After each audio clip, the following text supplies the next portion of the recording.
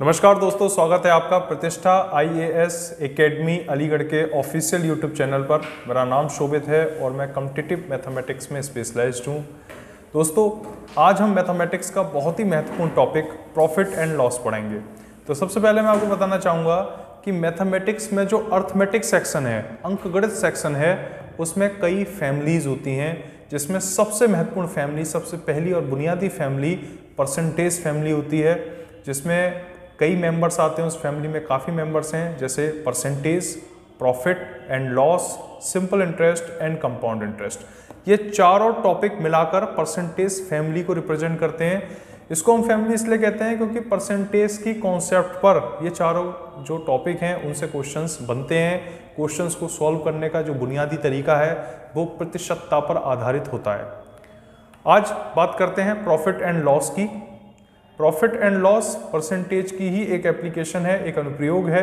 और किस तरह से प्रॉफिट एंड लॉस के क्वेश्चंस पेपर में पूछे जाते हैं, मैं आपको प्रॉफिट एंड लॉस के जो क्वेश्चंस कराऊंगा वो क्वेश्चंस ऑल कॉम्पिटिटिव एग्जामिनेशन के लिए एप्लीकेबल होंगे। चाहे आप टेट्स दें, पैट दें, एसएससी सीजीएल दें, बैंक का एग्जाम दें, रेलवे का एग्जाम दें, यूपीएससी का एग्जाम दें, यूपीएससी के सीसेट सेक्शन में, पीसीएस के सीसेट सेक्शन में भी जो क्वेश्चन पूछे जाते हैं, एसएससी सीजीएल और बैंक में भी जो क्वेश्चन पूछे जाते हैं, उनकी जो सिमिलैरिटी है, उनमें जो कॉमन है, उस तरह के क्वेश्चंस को हम कवर करेंगे। बिल्कुल बेसिक से समझेंगे, फ्रॉम द स्क्रैच, बिल्कुल जीरो से समझेंगे कि किस तरीके से प्रॉफिट एंड लॉस के क्वेश्चंस को सॉल्व किया जा सकता है, और कोशिश करेंगे कि कम से कम सूत्रों का, फॉर्मूलाज का इस्तेमाल किया जाए। ये कहना तो गलत है कि मैथमेटिक्स के अंदर विदाउट फार्मूला आप क्वेश्चन कर सकते हैं। ये कहना भी गलत है कि मैथमेटिक्स में सारे क्वेश्चंस फार्मूला से ही होते हैं, लॉजिक से, यानी विदाउट फार्मूला भी क्वेश्चंस को सॉल्व किया जा सकता है। तो क्वेश्चंस को सॉल्व करने के तरीके हम मिक्स्ड स्ट्रेटजी अडॉप्ट करेंगे। तो प्रॉफिट एंड लॉस की अगर मैं बात करूं तो सबसे पहले समझिए कि प्रॉफिट एंड लॉस होता क्या है। लाभ और हानि, प्रॉफिट एंड लॉस, लाभ और हानि। लाभ और हानि कहाँ होती है? जहां व्यापार होता है। व्यापार जहां पर हम किसी वस्तु को किसी कीमत पर खरीदते हैं या किसी वस्तु को किसी कीमत पर बनाते हैं। जब हम किसी वस्तु को किसी कीमत पर बनाते हैं या खरीदते हैं तो वस्तु की उस कीमत को क्रय मूल्य, अंग्रेजी में इसको कॉस्ट प्राइस या सीपी कहा जाता है, फिर उस वस्तु को किसी दूसरी कीमत पर बेचा जाता है। तो जिस वस्तु को किसी कीमत पर सेल किया जाता है, बेचा जाता है, उसे हम सेलिंग प्राइस या एसपी से रिप्रेजेंट करते हैं। क्रय मूल्य का मतलब होता है वह कीमत जिस पर किसी वस्तु को खरीदा जाता है। विक्रय मूल्य का मतलब होता है वो कीमत जिस पर किसी वस्तु को बेचा जाता है। अगर मैं आपसे कहूं कि 25%, इसका मतलब क्या होता है? 1/4 होता है। 25% जिसका मतलब होता है 1/4। मैं ये भी कह सकता हूं कि 4 का 25% 1 होता है। 25% बराबर 1/4, यानी 4 का 25% 1 होता है। और प्रॉफिट एंड लॉस में जो फ्रैक्शन होती है, उस फ्रैक्शन में जो हर होता है, डिनोमिनेटर, उसको क्रय मूल्य से व्यक्त किया जाता है। और जो अंश का मान है, यानी कि जो न्यूमरेटर है, वो प्रतिशत बदलाव को व्यक्त करता है। अगर लाभ है तो उस स्थिति में प्लस होगा और हानि है तो उस स्थिति में माइनस होगा। यहां पर आप समझिए कि किसी वस्तु का पर अगर मैं 25% लाभ पर खरीदता हूं, यानी कि कोई वस्तु अगर मैं 4 रुपए में खरीदता हूं तो उसका 25% कितना होगा? 1 होगा। लागत मूल्य अगर 4 रुपया है तो विक्रय मूल्य क्या होगा? उसका 1 होगा। तो जो प्रॉफिट होगा वो कितना होगा? 1 रुपया होगा।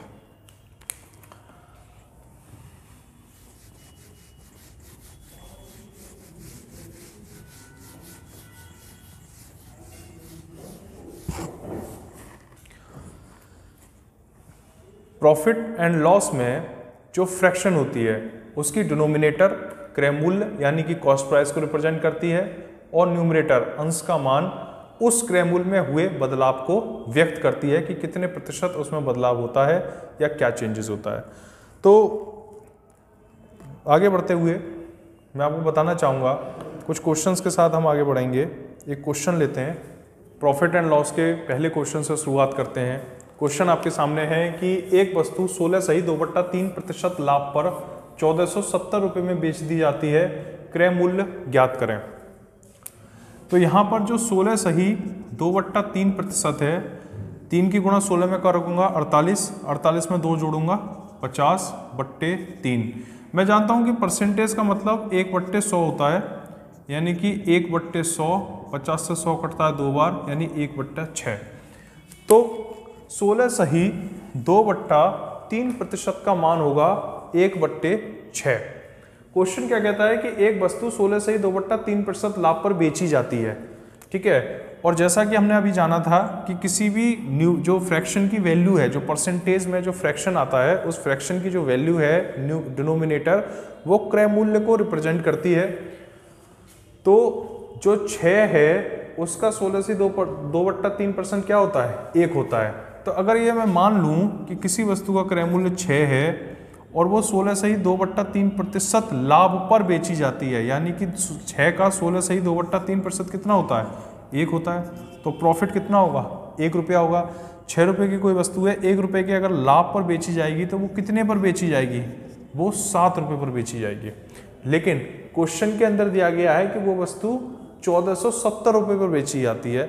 मैं इस क्वेश्चन को x मान के भी कर सकता था कि माना कि क्रय मूल्य x है, फिर x का 16 से 2/3% निकाला जाता, ठीक है, फिर उसको x से जोड़ा जाता, फिर उसके बाद मैं उसको 1470 के बराबर रखता, तो भी मैं इस क्वेश्चन को कर सकता था। लेकिन हम चूंकि क्वेश्चन को बहुत ही स्मार्ट तरीके से कर रहे हैं, तो हम फ्रैक्शन की वैल्यू को लेकर पूरे क्वेश्चन को सॉल्व कर सकते हैं, बड़े से बड़े क्वेश्चन को भी हम सॉल्व कर सकते हैं। तो 16/2/3% की वैल्यू आती है 1/6। मैंने मान लिया कि वस्तु का जो क्रय मूल्य था, जो CP था, वो 6 रुपया था।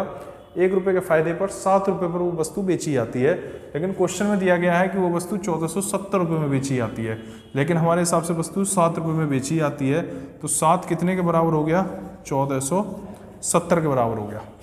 7 कितने के बराबर हो गया 1470 के बराबर हो गया। 7 1470 कब होता है, जब उसमें 210 की गुणा की जाती है। तो हमें यहाँ भी 210 की गुणा करनी पड़ेगी और यहाँ भी हमको 210 की गुणा करनी पड़ेगी। तो इस तरीके से ये हो जाएगा 1260। यही इस क्वेश्चन का उत्तर होगा, ठीक है, यही इस क्वेश्चन का उत्तर होगा। लेकिन मैं इस क्वेश्चन को अगर फॉर्मूला से करूं, ठीक है, तो मैं जानता हूं कि SP = CP, SP = CP 100 plus profit percent upon 100 होता है। SP का मान दिया गया है 1470, CP हमें ज्ञात करना है 100 प्लस प्रॉफिट परसेंटेज की वैल्यू दी गई है 16 सही 2/3, यानी कि 16 3 48 दूनी 50/3, 50/3 अपॉन 100। 1470 बराबर CP, ये हो गया 350 अपॉन 300, 50 से काटूंगा 6 बार 7 बार। तो CP की वैल्यू आ गई 1470 गुणा 6/7, ये कट गया 210 बार। तो 210 गुणा 6 1260 इस प्रश्न का उत्तर होता है। तो आप देख पा रहे हैं कि इस क्वेश्चन को हम फ्रैक्शन मेथड से भी कर सकते हैं और बाय यूजिंग फार्मूला से भी कर सकते हैं।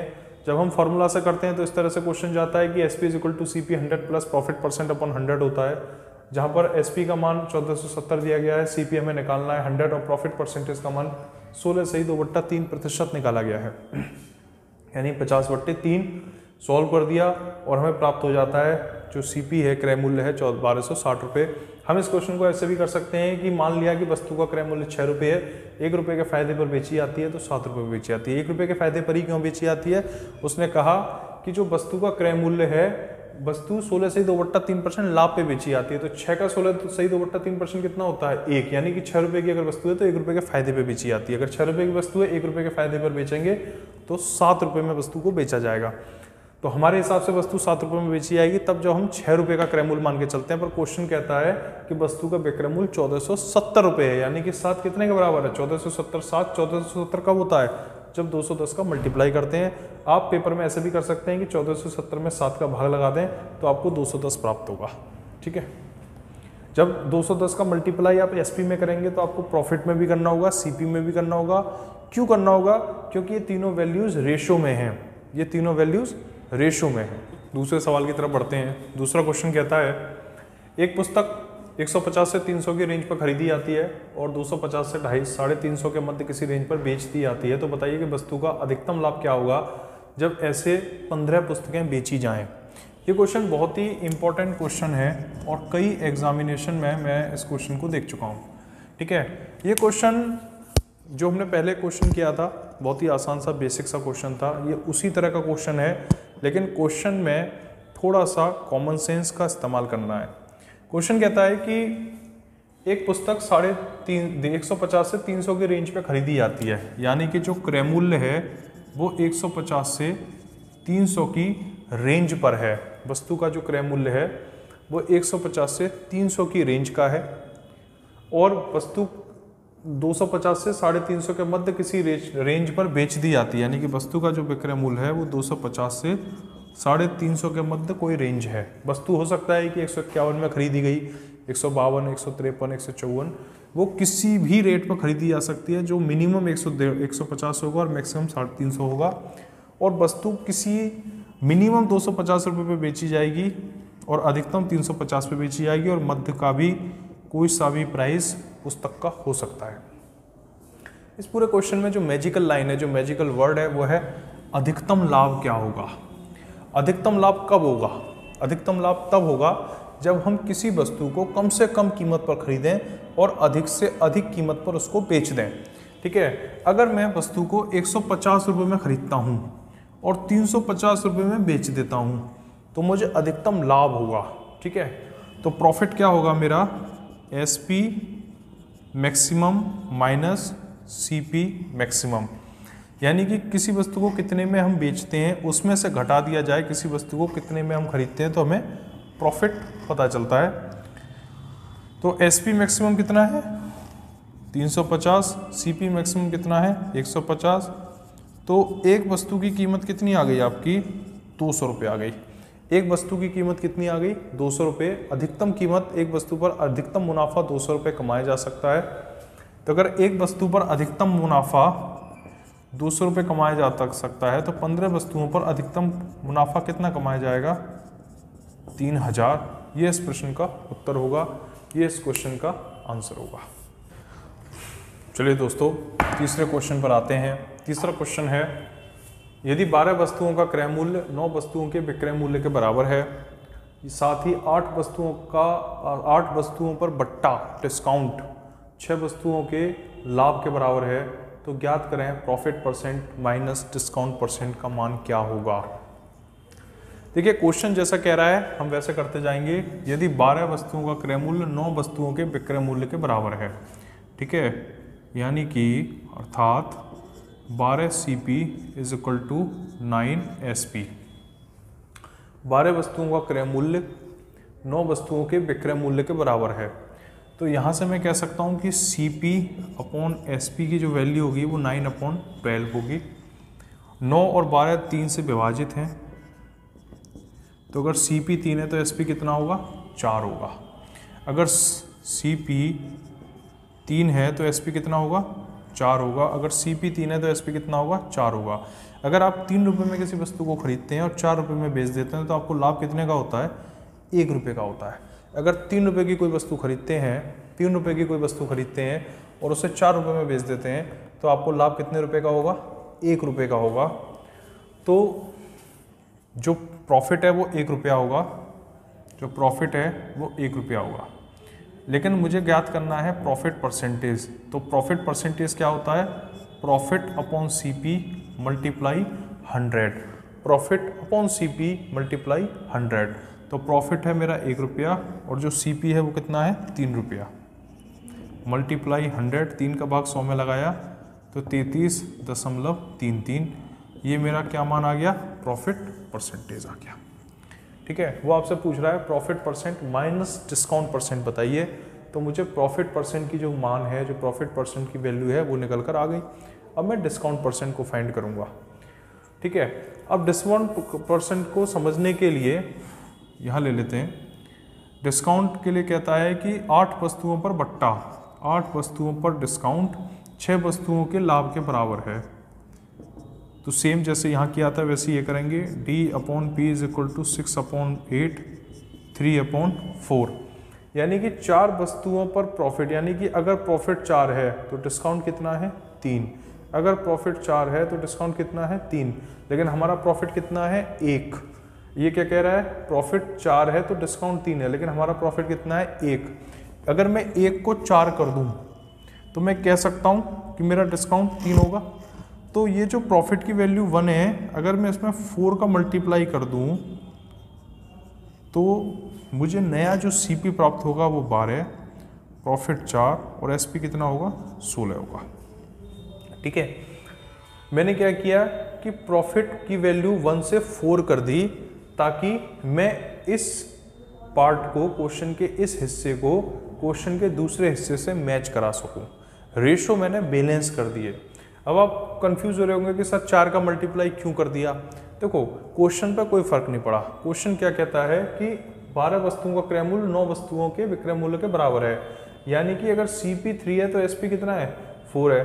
तो CP और SP में जो 33.33% की रिलेशनशिप है वो रिलेशनशिप अभी भी है। अगर 12 रुपए की कोई वस्तु 16 रुपए पे बेचते हैं आप, तो जो 4 रुपया है, यानी कि जो प्रॉफिट 4 है, अगर मैं प्रॉफिट परसेंटेज निकालूं तो प्रॉफिट अपॉन CP यानी 4/12, तब भी आपकी जो वैल्यू आएगी प्रॉफिट परसेंटेज की वो भी कितनी आएगी 33.33 आएगी। यानी कि 12 का 33.33% कितना होता है 4 होता है। जैसे 3 का 33.33% कितना होता है 1 होता है। ठीक है, तो इससे क्या होगा कि मेरी जो CP है वो 12 हो गई, प्रॉफिट 4 हो गया, SP 16 हो गया। और क्वेश्चन में दिया गया है कि अगर प्रॉफिट 4 है तो डिस्काउंट कितना है 3 है। अगर प्रॉफिट 4 है तो डिस्काउंट कितना है 3 है। अगर प्रॉफिट 4 है तो डिस्काउंट कितना है 3 है। अगर प्रॉफिट 4 है तो डिस्काउंट कितना है 3 है। अगर प्रॉफिट 4 है तो डिस्काउंट कितना है 3 है। ठीक है, ठीक है। अब आगे हम बढ़ते हैं क्वेश्चन में। आगे ये कहता है कि एक बंदे ने 12 रुपये का कोई सामान बनाया। ठीक है, किसी सामान को बनाने में उसका 12 रुपये का खर्चा आया, 4 रुपये के फ़ायदे पर वो 16 रुपये का बेचता है, 3 रुपये का बट्टा देता है। तो जो बट्टा देगा वो किस पर देगा, वो बट्टा देगा MP पर। MP जिसको हम कहते हैं मार्क्ड प्राइस, और हिंदी में इसको कहा जाता है अंकित मूल्य। अंकित मूल्य, ठीक है। यानी कि जो SP है, अगर मैं उसमें डिस्काउंट को जोड़ दूंगा तो मार्क्ड प्राइस आएगा। जो दुकानदार था उसने 12 रुपये की एक वस्तु बनाई, 4 रुपये के मुनाफे पर 16 रुपये पर बेच दी, लेकिन उसने उस वस्तु पर जो रेट लगाया, जो उसने वस्तु पर प्राइस लिखा, वो कितना लिखा 19 रुपये लिखा, क्योंकि वो 3 रुपये का डिस्काउंट देता है। तो जब उसके दुकान पे ग्राहक आया तो उसने कहा, जैसे मान लो कि ये मार्कर है, ठीक है, मान लो कि ये मार्कर है और इसमें मार्कर को 12 रुपये का बनाता हूँ, 4 रुपये के मुनाफे पर 16 रुपये को बेचता हूँ। मैंने संकल्प लिया कि मैं इस मार्कर को 16 रुपये में बेचूंगा। फिर मेरे पास एक ग्राहक आया और अगर मैं उसे बताऊंगा कि 16 रुपये का है तो वो बार्गेनिंग करेगा या फिर मैं उसे एक दाम कहूँगा। तो मैं चाहता हूँ कि अगर वो बार्गेनिंग करे तो मैं उसे कुछ डिस्काउंट दे दूँ ताकि मेरी सेल बढ़े। तो मैं क्या करूँगा कि मैं इस मार्कर की कीमत 19 रुपये लगा दूंगा, क्योंकि मैं डिस्काउंट 3 रुपये तक दे सकता हूँ।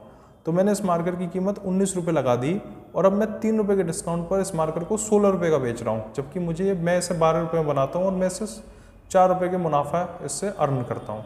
तो जो डिस्काउंट है वो डिस्काउंट आपके मार्क्ड प्राइस पर होता है।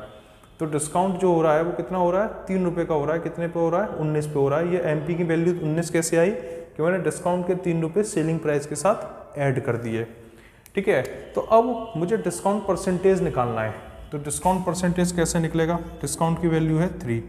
डिस्काउंट परसेंटेज होता है D/CP मल्टीप्लाई 100। D की वैल्यू कितनी है 3, D/MP, ठीक है, और MP की वैल्यू कितनी है 19 मल्टीप्लाई 100। जब आप 300 में 19 का भाग लगाएंगे, ठीक है, जब आप 300 में 19 का भाग लगाएंगे तो इसका जो वैल्यू आएगी वो आएगी 15.79%। ठीक है, परसेंटेज तो चल ही रहा है। तो 15.79% आ गई आपके पास।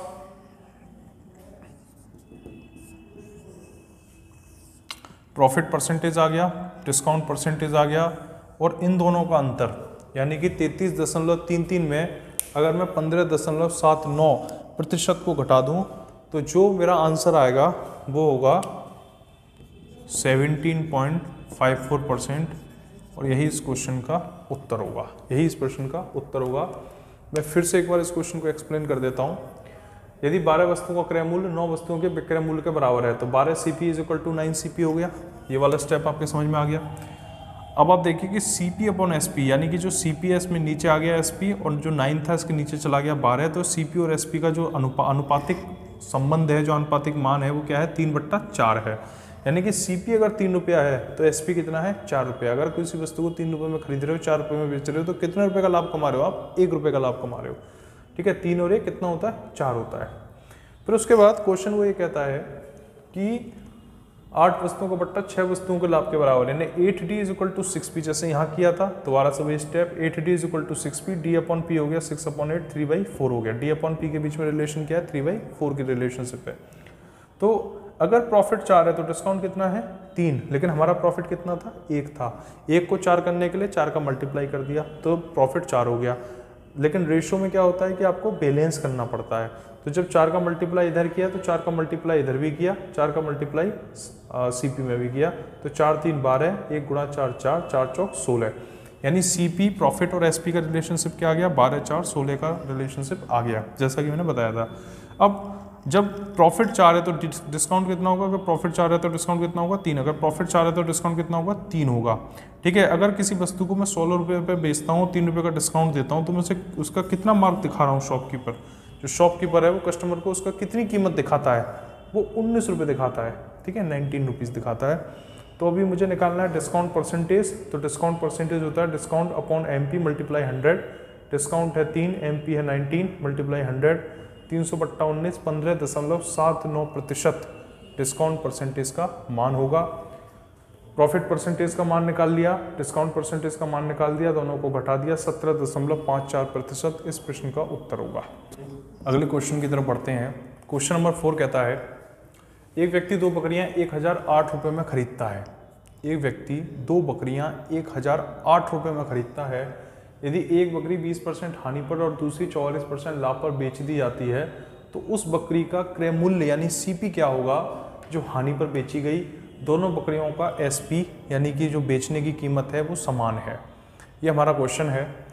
तो सबसे पहले हम क्या करेंगे, ये जो क्वेश्चन है ये मोस्ट इम्पोर्टेंट क्वेश्चन है और बहुत तरह के एग्जाम में ये क्वेश्चन पूछा जाता है। वैल्यूज़ चेंज हो जाती हैं, क्वेश्चन का पैटर्न यही रहता है, कॉन्सेप्ट यही रहती है। तो इस तरह का जो क्वेश्चन आ जाए इसमें सबसे पहले जो परसेंटेज वैल्यू है इनको नोट डाउन कर लो। 20% मतलब 1/5 और 44% का मतलब होता है 44/100, 11/25। ठीक है, 20% का मतलब क्या होता है 1/5, 5 का 20% 1 होता है, 25 का 44% 11 होता है।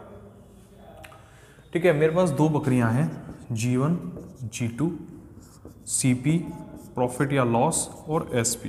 ठीक है, वो कहता है एक व्यक्ति 2 बकरियां 1008 रुपये में खरीदता है। तो इसका मतलब ये बिल्कुल नहीं है कि दोनों बकरियां समान कीमत पर खरीदी गई हैं। 1008 का जो आधा होता है वो 504 होता है।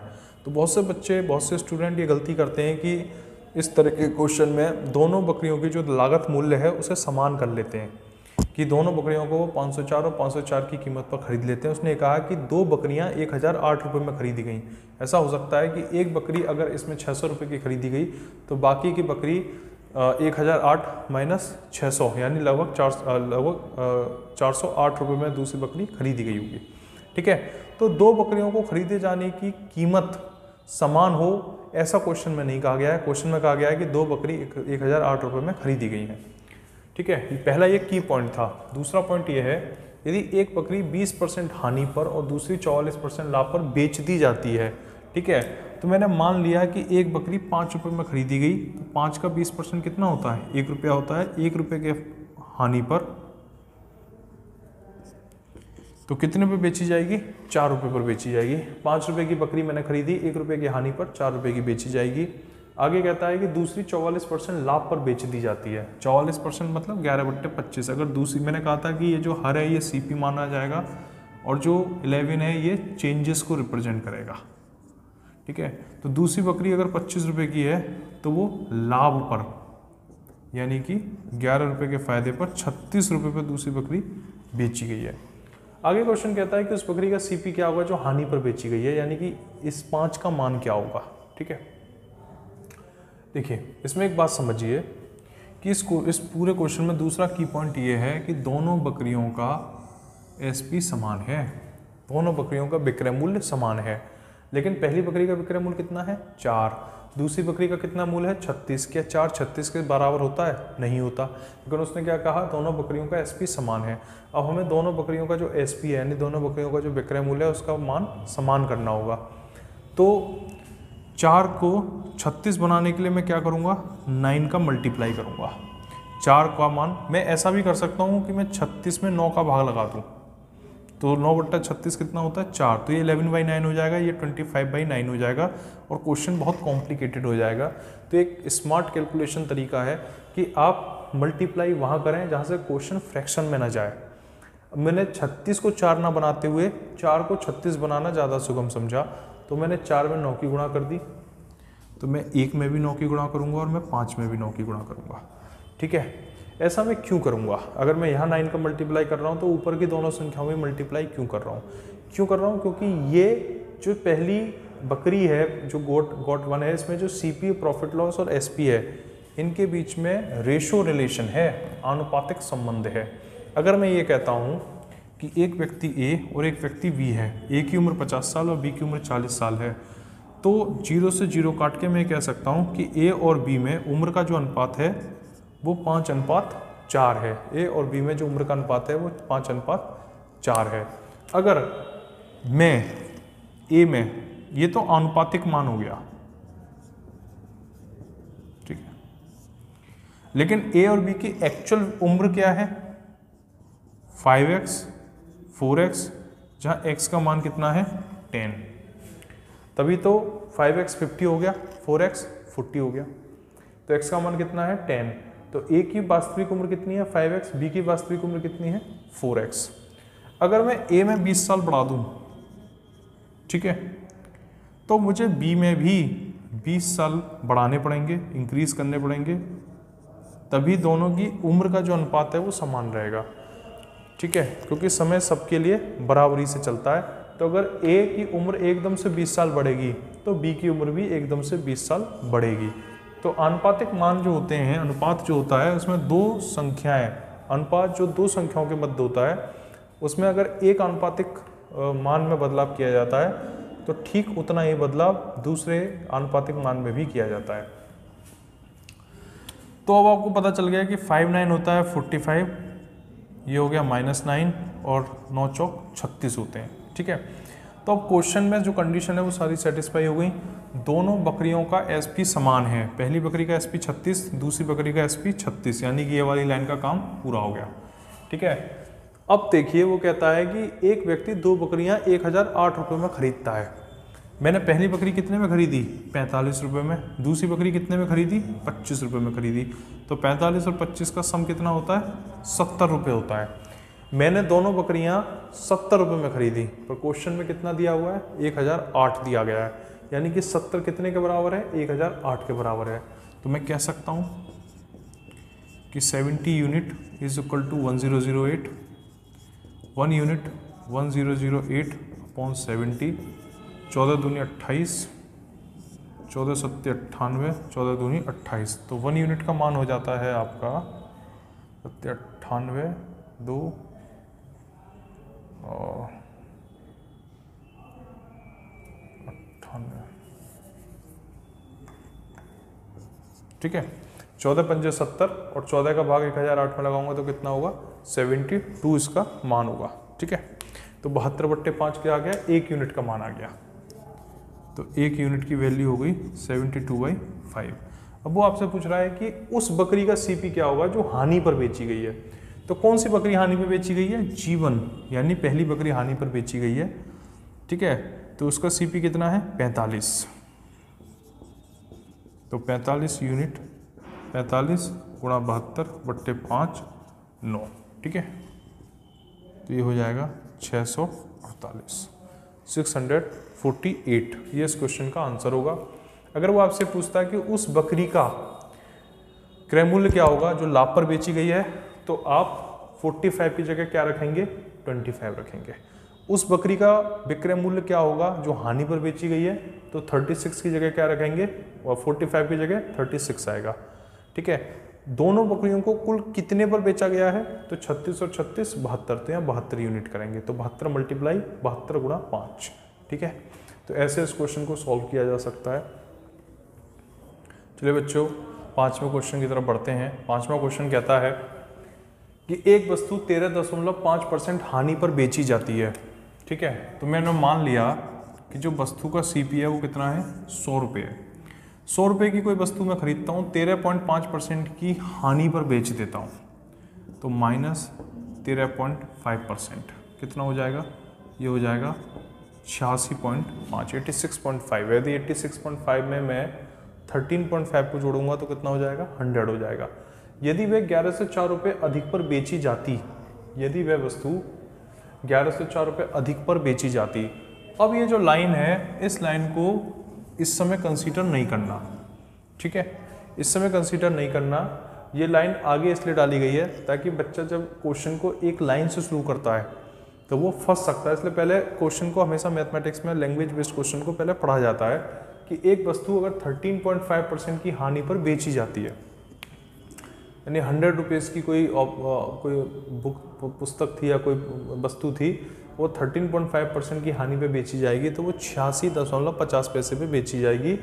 यदि वो इतने अधिक पर बेची जाती तो 9.5% का लाभ होता, 9.5।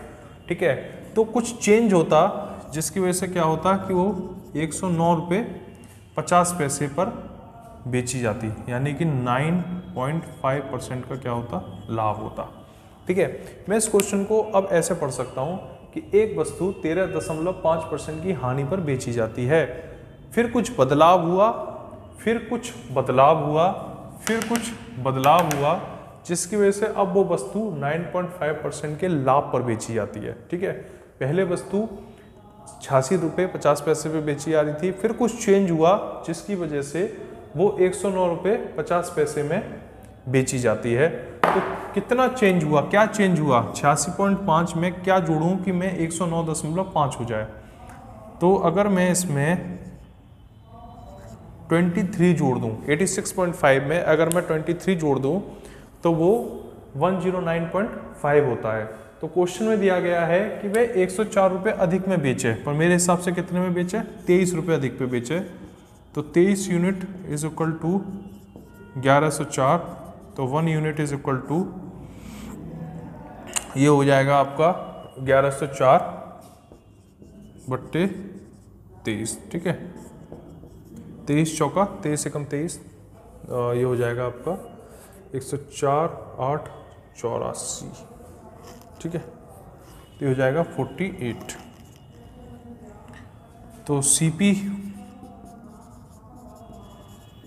जो 100 यूनिट है वो जाएगी 48 मल्टीप्लाई 100 इज इक्वल टू 48। इस क्वेश्चन का आंसर होगा। Thank you very